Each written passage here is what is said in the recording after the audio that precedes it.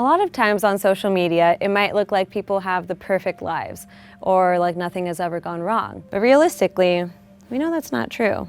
So I'm tracking down some of my friends that you probably already follow to have them tell you something about themselves that you probably don't know. Because by telling these stories that we don't normally share on a public platform, we can find out who's behind the handle and all grow together. So first up, here's my friend Jazzmyne.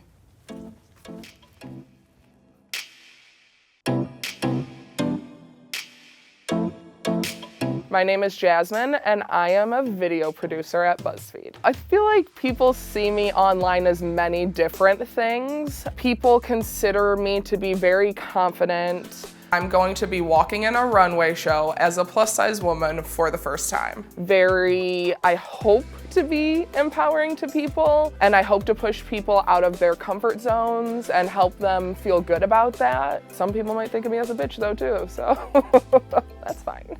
I would describe my social media to be kind of like me, which changes day by day. I post often because I really like my outfits a lot. I also do it for like visibility purposes. I just want at least once a day someone to see a story or a picture of something of mine and to feel seen.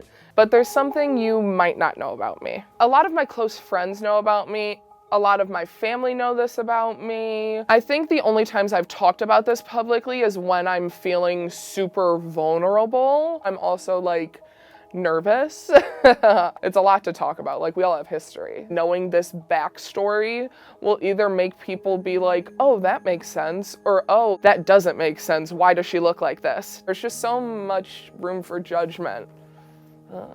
Now we can just kind of like go back to the beginning and just talk about what we've been kind of beating around the bush about. Oh, okay, so setting up the full picture here. I'm from a very small town with a lot of cornfields and a lot of people who didn't look like me. Everybody in my town was very small. Everyone was very blonde or had very long hair. I was the only person of color for a long time. And that got to me. I was like 10, looking like I was 15, already went through like all these changes that my friends didn't understand. And my dad's black, my mom's white. I had like curly hair. I was darker than all my friends who wanted to be as black as me or as tan as me. It was a hard time. So by the time when I got to high school, it was rough just trying to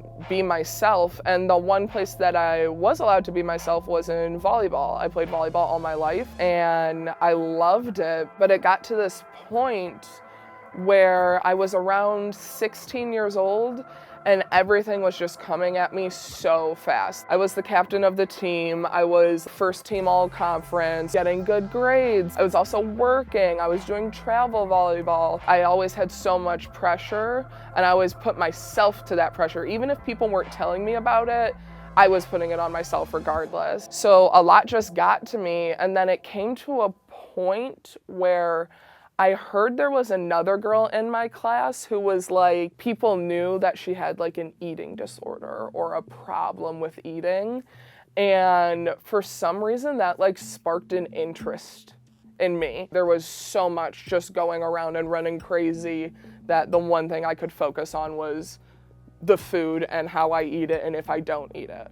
So when I was 15, normally what I would do is I would not eat for a very long amount of time. If I did eat like an actual meal, the first thing I would do is make myself sick afterwards. I obviously was not okay. To think that an eating disorder sounded like that's the only way I could get control into my life. It would go periods of like eating maybe a meal per 2 days. Or I would get sick after every time I ate. It would get almost immediate to the fact where I almost felt sick after I ate because I knew I was gonna make myself sick. Tons of people would compliment, oh, you're looking so good. Oh, have you lost weight? And I'm like, oh, I'm starving myself for 2 days, thanks. Of course people don't know this, and of course people are being nice, but I don't know. people only know what they see, I guess. Did anyone around you know that this was going on? Nobody around me knew that this was going on. Nobody at all. I told my best friend at the time, and she was the person that actually drove me to telling my family. She was just so worried about me and was like, your family needs to know this. If you don't tell them, I'm going to tell them. And you know, when your friends pull that card, like, what are you supposed to do? I think she maybe allowed me to sit on it for like 2 weeks, and then I told my family. It was about a year between me starting my eating disorder and me telling my family. When I told my family this, I remember we were sitting at our kitchen table and I was like hysterically crying. I told them all together, my mom, my dad, and my brother, that like I had been starving myself and I have been getting sick every time after I ate, and they just broke down. Yeah, it sucked to like let people down that care about you. Yeah. Yeah.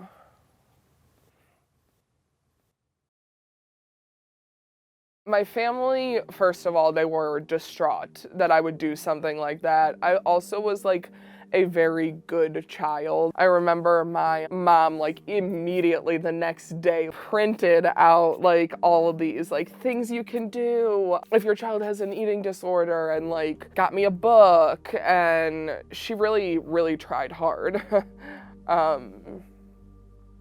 But eventually I found a therapist and went to therapy. I was going through my mom's emails and I found an email between her and my aunt talking about it, and it tore me apart, of how sad she was for me, so that sucked. And then there was one time in therapy where I was talking to her in this like room and I passed out because I hadn't eaten anything. And then I woke back up and everyone was like freaking out around me, telling me what happened. And I was like, okay, this is where I need to like evaluate my life. I'm really hurting the people around me. I'm putting myself in danger. That was kind of my breaking point of like, I need to stop doing this.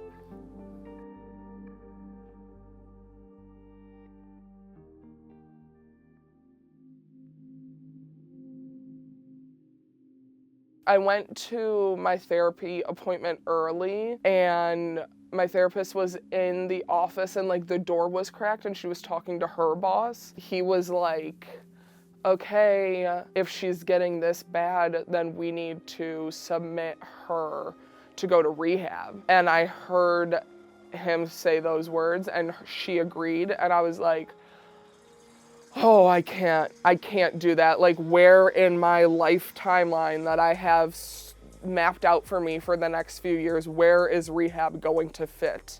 I started freaking out, and I like went to that one therapy appointment. We talked about stuff, and then like I immediately stopped after that. Because then going to rehab would have made you be out of control. Yes, exactly. Going to rehab would have meant that my control would be in somebody else's hands. I couldn't do that. So I was like, you know what? I don't need to be doing this anymore. So then you just stopped kind of cold turkey. Yeah, I completely stopped. Didn't look back.